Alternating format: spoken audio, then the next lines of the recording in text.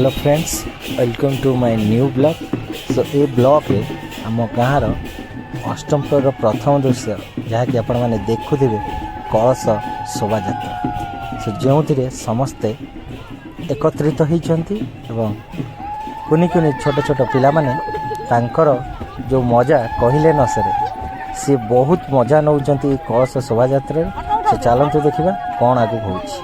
वर्तमान आसी पहुँची गलु पोखरी तुठारे जोटी समस्त कलश एकत्रित हो रखा और नना द्वारा पूजा अर्चना कर कलश को धरी पुणी चलिए से मंडप निकट को समस्त ग्रामवासी बंद।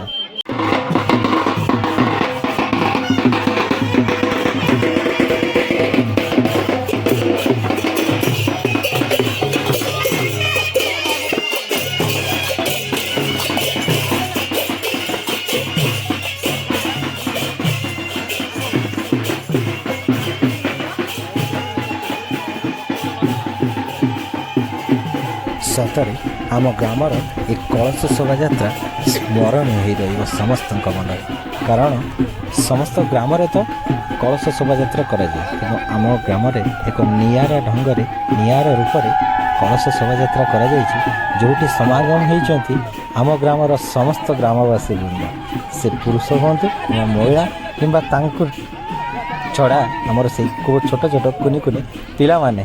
सो चलतु देखा आगु सब कौन हो।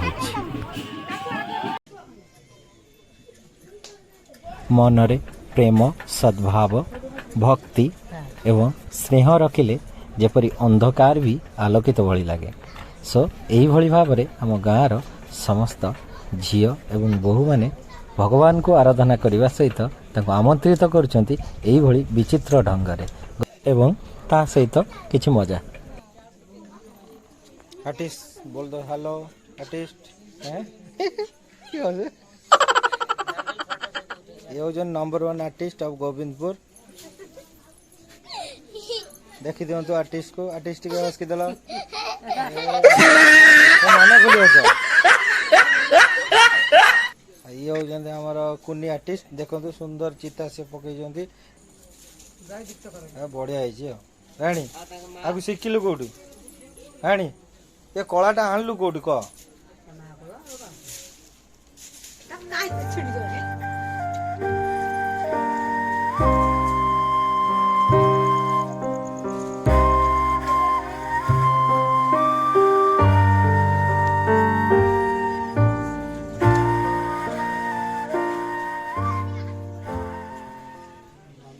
टॉम जेरी चलची मस्तानी।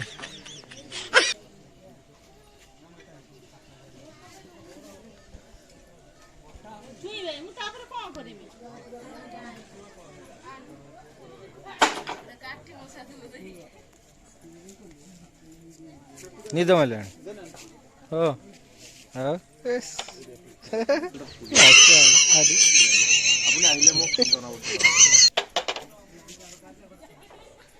सब कर तुम देखा जाऊनी पानी पानी सुखीगल देखा देखिए कौटी सुखी। हाँ ये सुखी जा हो ये सुखी। आपण मैंने देखुले आम ग्रामर कलश यात्रा सहित किछि परंपरा। सो आपण मानक जदि भल लगी ताले वीडियो टी को लाइक एवं सब्सक्राइब निश्चय।